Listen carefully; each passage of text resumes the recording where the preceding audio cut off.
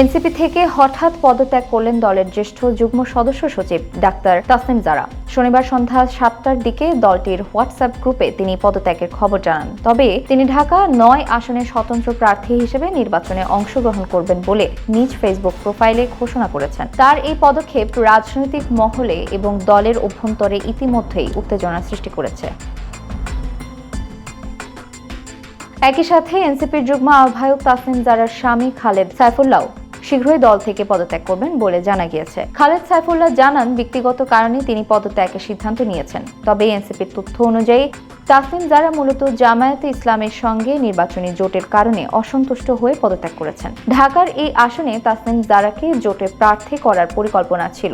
পদত্যাগের পর হুমায়রা নূরকে এনসিপি এই আসনে প্রার্থী করার সম্ভাবনা রয়েছে, যদিও জামায়াত এই আসন ছাড়বে কিনা তা এখনো নিশ্চিত নয়। ডাক্তার তাসনিম জারা তার ফেসবুক পোস্টে জানান, তার স্বপ্ন ছিল একটি রাজনৈতিক দলের প্ল্যাটফর্ম থেকে সংসদে গিয়ে ঢাকা 9 আসনের মানুষের ও দেশের সেবা করা। তবে বাস্তবিক কারণে তিনি কোনো নির্দিষ্ট দল বা জোটের প্রার্থী হিসেবে নির্বাচনে অংশগ্রহণ করতে পারছেন না। তিনি নতুন রাজনৈতিক সংস্কৃতি করার অঙ্গীকার রেখেছেন এবং সেই লক্ষ্যে স্বতন্ত্র প্রার্থী হিসেবে ভোট যুদ্ধে নামার সিদ্ধান্ত নিয়েছেন। এনসিপির জ্যেষ্ঠ নারী নেতৃত্বের মধ্যে বেশিরভাগই জামায়াত সহ ধর্মভিত্তিক দলগুলোর সঙ্গে জোটের বিরুদ্ধে।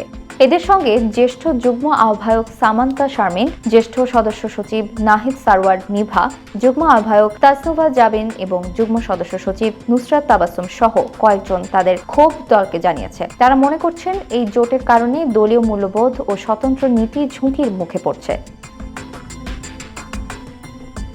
এদিকে আগামী নির্বাচনের জন্য তাসনিম জারা ফেসবুকে ঘোষণা করে গণচাঁদার মাধ্যমে 47 লাখ টাকা সংগ্রহ করেছেন। স্বতন্ত্র প্রার্থী হিসেবে অংশগ্রহণের জন্য 1% ভোটারের স্বাক্ষর প্রয়োজন। তিনি সমর্থকদের স্বাক্ষরের আহ্বান জানান এবং যারা তাকে নির্বাচনের জন্য চাঁদা দিয়েছিলেন তাদের টাকা ফেরত দেওয়ার প্রতিশ্রুতি দিয়েছেন। এই পদক্ষেপ রাজনৈতিক অঙ্গনে নতুন এক চ্যালেঞ্জের মুখে দাঁড় করিয়েছে তাসনিম জারাকে।